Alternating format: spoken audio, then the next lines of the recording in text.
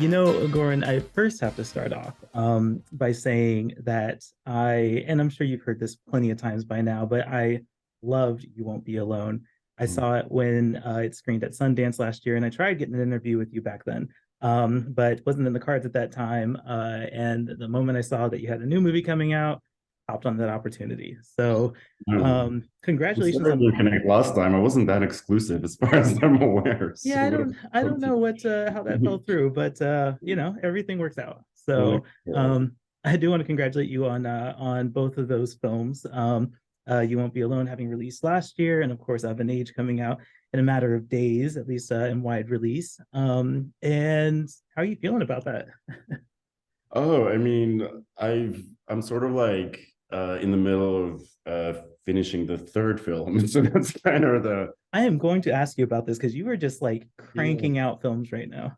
Well, it's what happened is, I was like an unemployed filmmaker making short films for 20 years. So to fill the time, I would write a lot of scripts, and then suddenly people gave me the opportunity to, as soon as anyone came up to me to do anything, I was like, yes, I have something available. And I overcommitted, and I had to make three in a row. And I'm very happy about that. And, I loved each of those experiences. But yeah, so I'm kind of recalibrating. I just finished editing the new one. And then a couple of days in New York, I watched Out on Age again with an audience for the first time in a while. So just sort of reconnecting to those feelings and being in this surreal position where, like, going to New York to watch my movie is something that happens in my life now, or being in San Francisco right now. It's one of my favorite cities in the world, and like my husband hasn't been here in ages, so Mhm. yeah, it's all feeling a little more glamorous than I've ever felt in my life, actually. Well, I do believe you deserve it. So that's really exciting. I'm happy to hear that everything's going well with it so far. Yeah, thank you. Let's talk really quickly about the premise of an age. Would you mind, in your own words, kind of explaining what the movie's about for those who may be just discovering it? Yeah. So it's set in the summer of 1999 to begin with. One morning, the main character, Nicola, or Cole, as his friends call him, wakes up to a very alarmed phone call from his best friend and ballroom dance partner. It's their big dance final of the year. They're just about to turn 18. So it's the biggest thing that happened to either of them ever. But she's just waking up on a beach in the middle of nowhere. She doesn't know where she is. They figure out it's across the other side of town. So he has to figure out a way to go get her and get her back in time. The only person that can help them is her older brother, who's kind of aloof and sullen and not the easiest person to make friends with. So suddenly Cole is stuck in a car with him driving across to the least glamorous side of town. And the day doesn't really go as either of them would have predicted. Right. A lot of this movie takes place in like a 24-hour period. In 1999 as well, I found myself I was really young back then, but I remember a lot of the life back then. You didn't have Google, you didn't have cell phones, you didn't have Ubers to conveniently get you places. No. What was it like filming that period for you? I mean, it was interesting because also you have to do it on a very low budget. So you have to be super creative to do it's, 30-minute road sequences with traffic today that are meant to be set in 1999. And luckily we have very compelling actors who can be front and center, so you're not really looking at the backdrop very much. Yeah, it was a very interesting experience. Part of why I wrote the film was because back in the late 90s and early 2000s, when I was in high school myself, I was very kind of disconnected from my day-to-day life. I had kind of I just migrated to Australia, and I was very much I became a film nerd in the sense that I would watch movies obsessively, not just in cinemas, but also old movies from the 30s and 40s, or films from other countries, and I felt like everything that mattered happened in the movies, and for a life to really matter, it had to be something cinematic. Whereas my day to day was the exact opposite to anything that I would ever called cinematic.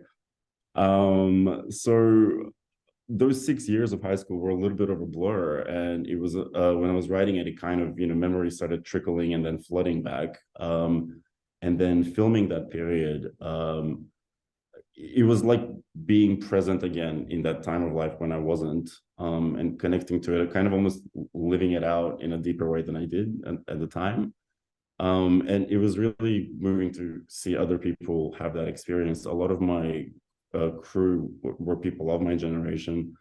And it's just also this strange moment when you realize the 1990s are now a period film. It's a historical period. We're not talking about that I right now. mean, it does feel very present tense. So, and then you realize, wait, these memories that are coming back to me that feel so present and so Yeah, immediate were actually like over 20 years ago now. And just reckoning with that, and looking at those things in today's context, it of was a course. special experience. It was really beautiful. That's really cool. That actually leads me to wonder, which I wondered for a lot of watching this movie, how much of the story is autobiographical? Mm. I don't know how to answer that question. The events that are depicted didn't happen. It's more of an emotional autobiography than it is a literal one. I'm never very interested in seeing my own life back in the movies. I want to kind of re-experience the feelings, but kind of in a different context. So that's kind of how I went into it, I guess. It does, I don't dance willingly. I only do it under duress, and even when I do, it's definitely not well, much less ballroom style. My father is alive and well. He plays a homophobe in the film, which is not something that represents you in real life. It's just trying to find Serbian speaking actors in Melbourne today is difficult. Trying to make any kind of multicultural diverse project in Australia is always really complicated. Mhm. So yeah, no, it's not me in a literal way, but in an abstract way. All of them are me, including especially Ebony. So, Yeah, yeah. I can respect that. I mean, I wonder that because it seems like you put so much of yourself in this script, whether it be the Macedonian background that the ex-boyfriend has, or um, Yeah. even With an actual name, yeah. even I don't know, maybe this is just my own personal observation, but um the lack of social media presence, which I have astutely noted um you're pretty prone to. But yeah, I feel like there's a lot of you in this script. Can you tell me more about writing the story? And even if it's only autobiographical and emotion, what inspired you to write this particular story and then put so much of yourself in it? um, I think it was probably the fact that I never write autobiographically in a literal sense. Again, that thing of like I never see my life as cinematic, and I sort of look at art and movies as an opportunity to live other lives, rather than revisit my own. And I never kind of felt like, like any like stories that seem, in the present day, you can stretch backwards across decades, but work like Lena Dunham's or Phoebe Waller-Bridges, where it feels very much, so clearly there's, I mean, I don't know how much of that is literally autobiographical, but it's very much based around their lives and milieus, but it's in a way that kind of transcends that and becomes universal. So again, I never felt that that's something that I could do with my milieu because it always felt extremely limited and limiting. So I just set it as a challenge to myself to sort of try and make something that doesn't, it's not a big story on paper in terms of setting, but something that, draws out big feelings out of a tiny setting, essentially, and which I think is very hard to do. So yeah, I just thought I would try that. And in terms of like the moment of inspiration, like it was during COVID, and I was just writing purely to, do something. So I was writing a story each day. And what happened is I was also reading a lot at the time. And I was reading a story by Lauren Groff, where a boy in a very different context, a story context, goes to a party and he's a high school boy, but it's his first party. And I just read this one sentence, and I couldn't get to the next one. And it's a very beautiful, compelling story, but that sense of this boy at his first high school party, suddenly my entire, adolescence flooded back at me. And I ran to the computer and like 65% of the screenplay just purely, came out as word vomit on my laptop in that one moment. 65% of the dialogue that's on screen just kind of got written in this one, session. And then, the rest of it I kind of shaped across the week. No, that's really cool. I mean, I guess the concept of you wanting to live or experience other people's lives or write about other experiences makes a lot of sense, especially after watching You Won't Be Alone. That's pretty much what that movie is. Very literally. Very literally. We had mentioned at the top of this that you are cranking out movies. And again, I was incredibly wowed by You Won't Be Alone. I was very impressed when I saw that. But I do wonder, because I know that filmmakers say all the time about how much Sundance changes their career. And so I wonder, firstly, what filming has been like doing films back to back to back like this, but also what effect did this Sundance debut of You Won't Be Alone affect the trajectory of things like Of an Age or the other film you're working on? It's a very complicated question to answer right now, considering Of an Age did not play at Sundance, even though it was submitted. So, yeah, I don't know how to answer that question. It's also, it was interesting to launch a foreign language film at Sundance. So that experience of, and it's beyond the organization's control, but I always feel like there is a sense of everything that's foreign language is niche in that kind of context, and I think the festival really supported my film as well as the others, and I think they make quite an effort for that to happen. So I do like that. I do kind of yeah, I really just don't know essentially how that trajectory was affected. It came out very soon after that. We didn't really play many other festivals as well, because obviously like it premiered so quickly after that. And I do know we were invited to a lot of them. And honestly, when Sundance happened, I was in the middle of editing Of an Age. And it was in the middle of a COVID lockdown. And suddenly it was the strangest experience where, thousands of people from around the world were flooding in with very specific and confident takes on who I am as a human being. And I was isolated at home on my laptop, struggling to make a sequence work in this other movie. And yeah, I've never had that kind of scrutiny or exposure before in my life. So to have, thousands of reviews, and to be kind of reading them in isolation, because again, COVID, I was not able to even just my experience being in the house. So there's a lot to emotionally process. And then, yeah, I mean, in terms of the rest of my trajectory, both my second and third film were financed before the Sundance thing happened. So it wasn't, it wasn't in the context of that. Trying to figure out what the next one's going to be. So I think hopefully I'll have a better answer to this question if or when I ever make another film, because that's going to be the first time I'm doing something with, a Sundance feature in the catalog.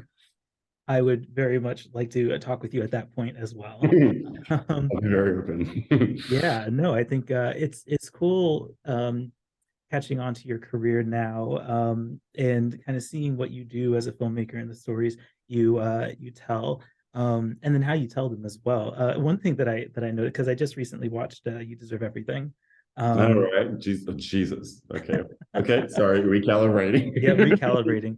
And it's funny because it seems like conversations in cars, at least between Of an Age and You Deserve Everything, it's a big setting for the films you at least those two films that you've made.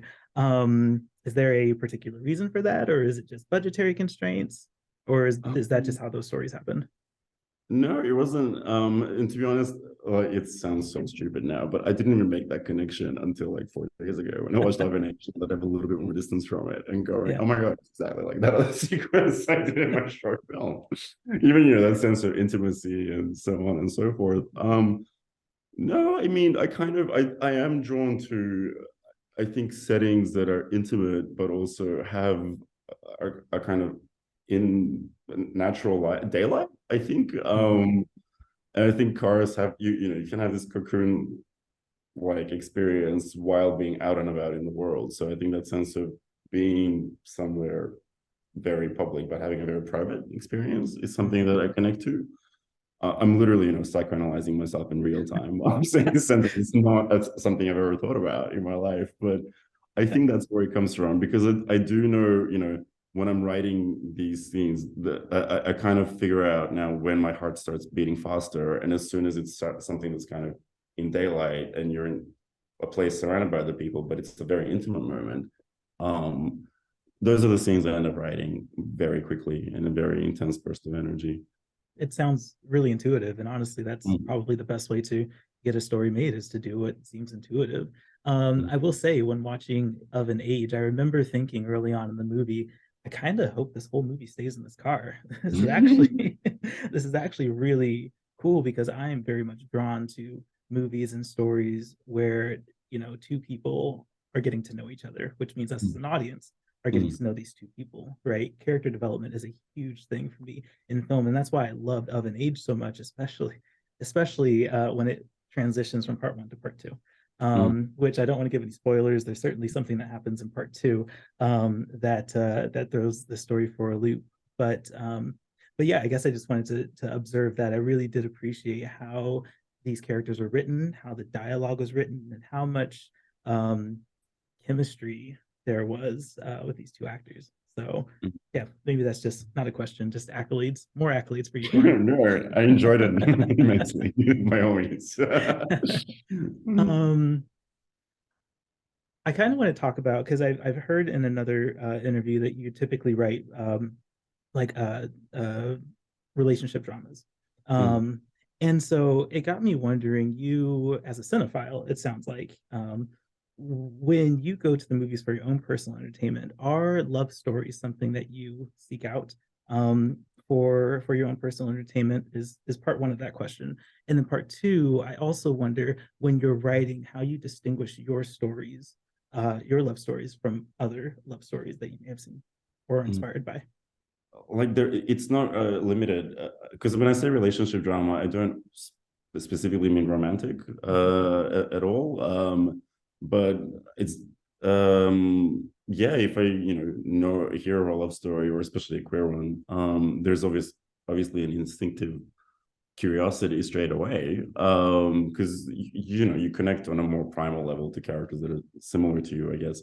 Mhm. But yeah, to be honest, my film snobbery, or arts, or nerdery, or whatever we want to call it, which extends to books as well as films, it's as soon as I know of something that has an intense web of relationships, in whatever context, whether that's between aliens, or avatars, or whatever, or just like a family in New York, or in Seoul. It's I'm very my tastes are a lot more eclectic probably than even my films are, in fact. But yeah, no, love stories obviously are something that I would. It's not that I would seek out. If I hear about it, I will be interested. I will listen with interest. In terms of when I'm writing, how to differentiate myself from other people, and maybe this is a problem, I don't think about that at all. Genuinely, it's impossible for me to think about other films or stories while I'm writing, because it if it's working, it's not coming. I feel like that's that kind of stuff happens in a very cerebral part of your brain, whereas if I'm writing something and it's going well enough for me to keep going, it's from a very instinctive, intuitive place, as we were talking about. And I think it's literally connecting to the energies of these main characters in whatever scene, and kind of following their feelings. And I think very intensely about how the shots will be framed, and so on and so forth, not for technical reasons, but again, it's a wave of feelings you're trying to kind of set down for that at that point on paper. And then how do you shape that wave of feelings so it kind of connects with someone else to watch it, so that they experience the feeling. And then I guess it's when I'm pitching, or like cleaning up a script, that I would probably think of it, and not even in terms of development. Again, I try to stay as connected to the character's feeling as possible. I don't really think about it in context of other work. If I'm pitching, I would probably think about it then. But I'm very open to lying when I'm pitching, so I don't really give a shit if what I'm saying is factual or not. I just want to get the film made. Which is why yeah, no, like it's when I find out when I read reviews who my influences are a lot of the time. And it's very valid. I'm not knocking it at all, because obviously I'm very shaped by a lot of artists I've grown up with. I will say though, with this film, I did know, even as it was coming together, like I did think of Before Sunrise as a context. Mm-hmm. Not even in terms of, I think it's a very different feeling. But kind of like the way I saw Before Sunrise when I was very little, and I think it fucked me up for life, because it set me up as that is just the basic level of romance. It's not extreme romance, that's just ordinary romance. Extremely attractive people run into each other on a train in Europe and then walk around Vienna and like connect. That's obviously how my life was gonna go. Of course. So no, I was thinking of that film in the sense that you know, suburban Melbourne is the opposite to Vienna at dusk. Suburban Melbourne in hard sunlight is not where romantic feelings can, keep you in a wave. So it was that sense of like, how do you do those parameters of, a single day where these people can connect that intensely and experience, feelings that genuinely feel like romance, not just, love or attraction, but it feels romantic. It does take you out of your body in a way. It feels transporting. So how to do that in a very bland, mundane setting where, you don't rely on your setting to help you. And then, in that context as well, initially when I was writing the film, I only had the 1999 section as a concept of the story. And then when I read it, I realized, oh, wow, that's not long enough for a feature. So I was thinking about Before Sunset and Sunrise. I had a thought of like, if I revisit these characters 10 years later, or the Antoine Doinel series by Truffaut, it was this. I've always wanted to do something like that, where you touch base with characters every few years. So there is that level of thinking about other films, but it's half a second before I go on and quickly write it down. Right. He does this and all, blah blah blah. And that makes sense. I totally respect that answer. It's interesting. At the beginning of your response, you'd mentioned that you're drawn to entertainment, both cinema and books, and that's great, because so I'm very much drawn to cinema, and my husband is very drawn to books, and so in that respect, we kind of like make two halves of that kind of interest in entertainment. So I found that amusing. Very helpful. Yeah. For ages, I was the book and film snob in the house, and my husband is the music snob, because I know nothing about music other than what he brings in. I think complementing each other in that way is extremely Isn't it important great having that and yin yang practical. relationship? It's Yeah. wonderful. While we're on the subject of you being a cinephile, I guess I do wonder, because I asked you about your favorite, like if love stories are something you're drawn to. I guess it makes me wonder, what is your favorite film Of all time. of all time? Yeah, let's do it. Okay, I have two, and Yeah. I can never decide predictably. One is The Third Man, Okay. with Orson Welles. It's not by Orson Welles, by Carol Reed from the Mhm. 40s. And the other one is a film I can never pronounce the title of, which is very appropriate to this movie. La Talente or La Talente. It's a French film from the 1930s that I think is the most romantic film ever made, actually. Well, there we go. Yeah, yeah, and I think it wasn't a conscious influence, but now that someone came up to me the other day and went, "Oh, I thought of What's a Long Day," but I'm like, "Yeah, it's because it's my favorite film." But that was, the most thrilling thing anyone could ever say to me. Your film reminded me of What a Long Day. Although, please don't tell people, because they're gonna like destroy it now. He's comparing himself to Jean Vigo. Like, I can only imagine how that's gonna go. Put your ears, Twitter. Cover your ears, Twitter. This is probably why you're not on social media. I guess I get Yeah, that, yeah, right? yeah, exactly. Well, Yeah. I do want to be respectful of your time. I know you have a busy day today. But just really quickly, kind of wrapping up on Of an Age, I am curious to know what you want people to ultimately take away from the film. Um, Honestly, like I never want to. I don't have a concrete, specifically worded thing to that, because I think it's always a feeling that you want people to take away. But it's been really moving to me that I've had a few people now that the film hasn't had many screenings. But I've had a few people come up to me, in various contexts and say, how did you know my story? And, obviously a few of those have been queer men, but I like that, one of them was in his 20s and one of them was in his 50s. But a lot of them are women, straight women. And again, going from, 30s hipster woman to a woman in her 70s in a small mining town, and and when they talk to me with tears in their eyes and they feel like this was my story you told, I'm just like, that to me is the most moving thing. And the fact that also, like, to survive as a film nerd in the 90s and so on, the only way, you had to connect to people who were very different to you, at least in my position. I wasn't going to look at people who matched my demographic exactly, because there were almost were none.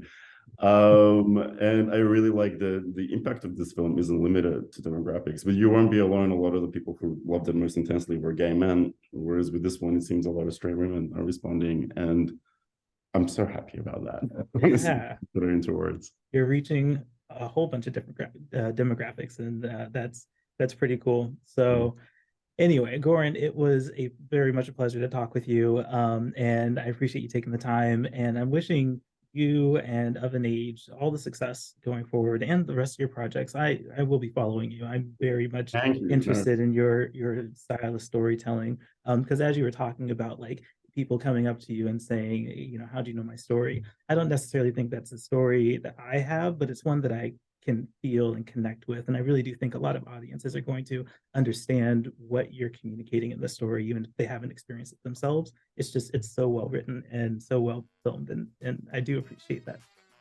thank you so much. No, I swear this was more of a pleasure for me than it possibly could have been for you. So thank you so much. Yeah. Okay, And yeah, can't wait to talk to the next one. oh yeah, for sure. We'll do this again. All right.